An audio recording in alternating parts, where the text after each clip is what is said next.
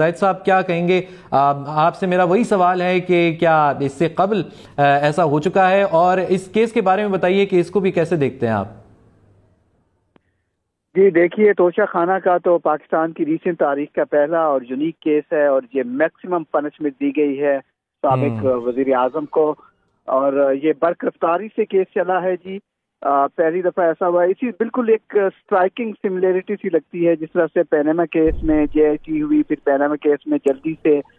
دو cases چلے تھے supreme court کی سپرویژن میں۔ تو کیس کا بیک گراؤنڈ یہ ہے کہ سابق وزیر اعظم عمران خان پر یہ الزام تھا کہ جب وہ وزیر اعظم رہے پاکستان کے اور ان کی اہلیہ، اس دوران جب بھی وہ غیر ملکی دوروں پر گئے تھے اور جو کہ ان کے میزبان تھے ممالک، انہوں نے گفٹ دیے تھے اور وہ واپس آئے اور انہیں وہ گفٹ اپنے پاس رکھے۔ مجموعی طور پر جو نیب کی انویسٹیگیشن کا فوکس رہا ہے وہ ان کے گفٹ ہیں جو کہ بنیادی طور پر انہوں نے سیل کیے ہیں، واپس آ کر پرچیز کر کے حکومت پاکستان سے اور پھر مارکیٹ میں، اور خود انہوں نے تسلیم کیا ہے۔ اور جس طرح میری سینئر کولیگ بتا رہی تھی، جو لیگل ٹیم ہے عمران خان کی، جو ہم نے آبزرو کیا ہے عدالتوں میں یا پروسیڈنگز میں یا باہر، وہ پورے طریقے سے اس کیس کو انہوں نے جو قانونی بنیادوں پر نہیں لڑا۔ بظاہر ایسا لگتا ہے اس کو سیاسی کیس بنایا گیا، اس کو سنجیدہ نہیں لیا گیا۔ دوسری طرف نیب اس کو انویسٹیگیٹ کر رہا تھا، ان کی جو جوائنٹ انویسٹیگیشن ٹیم تھی، انہوں نے 3 ممالک سے ان کی ایویلویشن کروائی مختلف گفٹ سے، اور پھر عمران خان کے اگر آپ ایز اے وزیر اعظم دیکھیے 2018 میں ان کے پاس 4 کروڑ 30 لاکھ کا ٹوٹل سرمایہ تھا، ان کے ایسیٹس کی جو مالیت تھی اثاثوں کی وہ 4 کروڑ 30 لاکھ تھی۔ لیکن جو ابھی وہ انتخاب لڑ رہے تھے انہوں نے بتایا ہے کہ ان کے اثاثے جو ہے 31 کروڑ ہو چکے ہیں،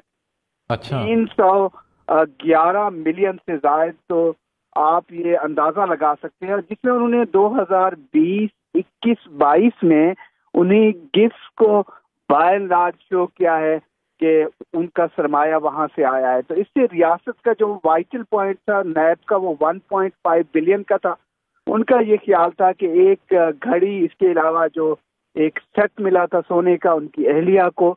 ان کی مالیت جو بتائی گئی ہے وہ بہت کم ہے، کیونکہ ایک کابینہ ڈویژن جب بھی سرکار کی طرف سے آپ کو کوئی گفٹ ملتا ہے،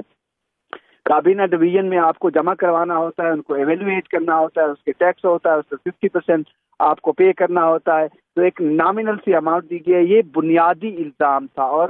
اس کیس نے ایک پیٹرن سیٹ کیا ہے۔ اس پہ بڑی ڈیبیٹ ہوگی، اس کیس پہ یہ برقراری سے کیس چلا ہے، اتنی سزا بنتی تھی نہیں بنتی تھی، اب اس پہ کریٹیکل پوائنٹ آف ویو سے اوپینین آئے گا۔ اسی نوعیت کا ایک کیس نیب کے پاس بھی موجود ہے جو کہ سابق وزیر اعظم نواز شریف اور سابق صدر آصف علی زرداری اور سابق وزیر اعظم یوسف رضا گیلانی، اس میں بھی کچھ گاڑیاں ہیں۔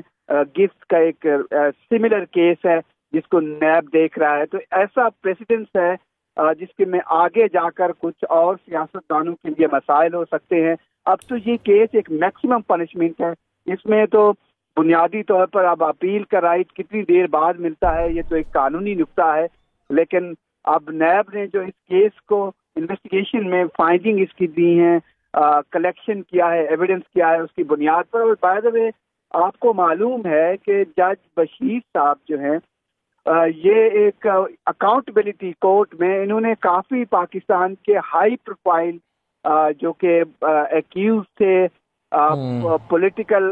بڑے بڑے سیاسی رہنما تھے، ان کو سزائیں سنائی ہیں، اور یہ ایک اور اضافہ ہے۔ جی زاہد صاحب، آپ ہمارے ساتھ ہی موجود رہیے۔ ہمیں سینئر تجزیہ کار اور اینکر پرسن منصور علی خان صاحب نے جوائن کیا ہے۔ منصور صاحب کیا کہیں گے؟ آپ یہ معاملہ دیکھ رہے ہیں، 14 سال قید بامشقت کی سزا سنائی گئی ہے سابق چیئرمین پی ٹی آئی کو، تو اس سے جو ابھی چند دن رہ گئے ہیں، 8 فروری کو الیکشن آنے والے ہیں، تو آپ کیسے دیکھتے ہیں پی ٹی آئی کی پارٹی پوزیشن کیسے دیکھتے ہیں آپ، کہ کیا ان کا ووٹر اس فیصلے سے متاثر ہوا ہے؟ دیکھیں، میرے خیال میں سب سے امپورٹنٹ بات آپ نے خود فرمایا کہ اس کی جو ٹائمنگ ہے وہ بڑی امپورٹنٹ ہے، اور الیکشن صرف چند دن پہلے 2 دن میں 2 مختلف کیسز کے اندر کوئنسیڈنٹلی جو ہے وہ سزائیں سنا دی گئی، ایک میں 10 سال، ایک میں 14 سال۔ لیکن جہاں پہ یہ بتانا ضروری ہے کہ جب سے یہ کیسز شروع ہوئے تھے تو ان کیسز کی جو پروسیڈنگ جس طرح چل رہی تھی وہاں پہ کافی زبان زدیام یہ بات تھی کہ موسٹ پرابلی عمران خان صاحب کو اس کے اندر جو ہے وہ سزا ہو جائے گی، اور وہ الٹیمیٹلی ویسا ہی ہوا ہے. لیکن انٹرسٹنگ بات یہ ہے کہ بالکل ایک فوٹو کاپی ایفیکٹ ہے جو 2018 کے الیکشن ہوئے تھے، اور اس سے پہلے نواز شریف صاحب کو، مریم نواز صاحبہ کو اس وقت جو ہے وہ سزا سنائی گئی، اور اب 2024 کے الیکشن سے پہلے ایک اور سابق وزیر اعظم کو جو ہے وہ سزا اس طرح سنا دی گئی. میں نہیں جانتا کہ کیا یہ کوئی پلان ہے، یہ کوئی سازش ہے، میرے پاس نہ کوئی ایسے ثبوت ہیں، لیکن ٹائمنگ جو ہے اس کی ویسے ہی ہے. الزامات بہت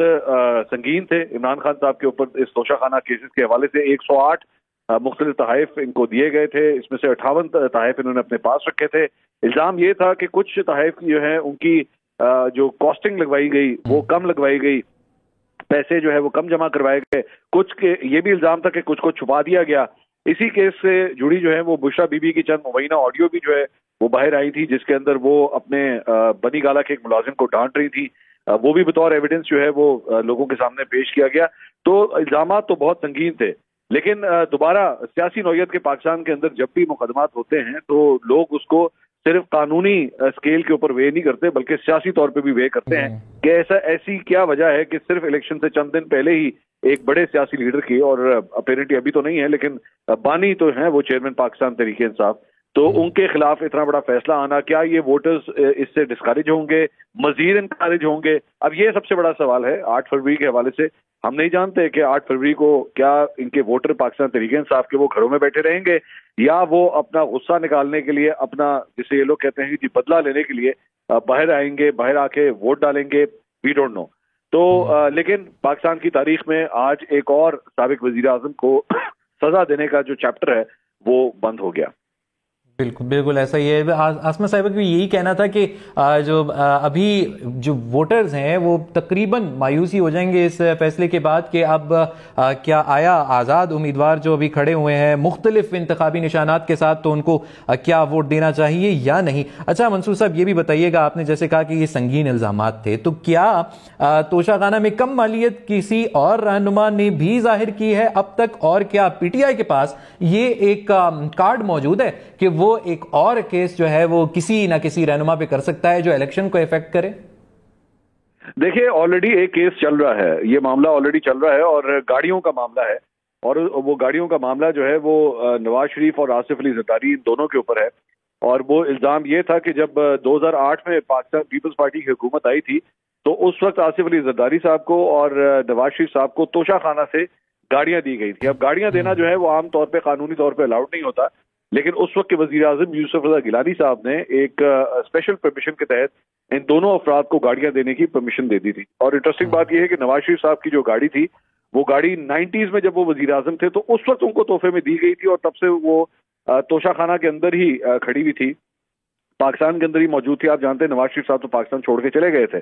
لیکن جب یہ واپس تب تک آئے تو تب یوسف رضا گیلانی صاحب نے ایک خاص پرمیشن کے تحت، کیونکہ اس وقت نون لیگ اور پاکستان پیپلز پارٹی شروع میں بہت اچھے طریقے سے چل رہے تھے، تو تب ان کو یہ گاڑی دے دی گئی تھی. یہ معاملہ آلریڈی کورٹ میں چل رہا ہے، لیکن اس کے اوپر ابھی تک کسی قسم کا کوئی فیصلہ نہیں آیا. پاکستان تحریک انصاف بار بار یہ بھی ڈیمانڈ کرتی ہے کہ ہمارا توشہ خانہ کی جو پروسیڈنگز ہیں وہ تو بڑی تیزی سے چل رہی ہیں، لیکن دوسری جگہ پہ ایک اور جو کیس ہے وہ پچھلے کئی سال سے پڑا ہوا ہے لیکن اس کو کوئی پوچھنے والا نہیں ہے. تو کیسز تو موجود ہیں، لیکن آپ جانتے ہیں کہ پاکستان کی سیاست میں، پاکستان کے ان حالات کے اندر چند کیسز کے نیچے، جسے کہتے ہیں پہیوں کے نیچے فائلیں لگ جاتی ہیں، لیکن چند کیسز جو ہیں وہ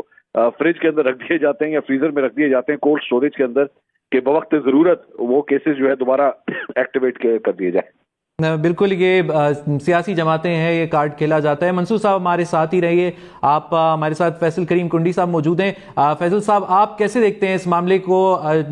جو یہ سزا سنائی گئی ہے 14 سال قید با مشقت کی سزا ہے؟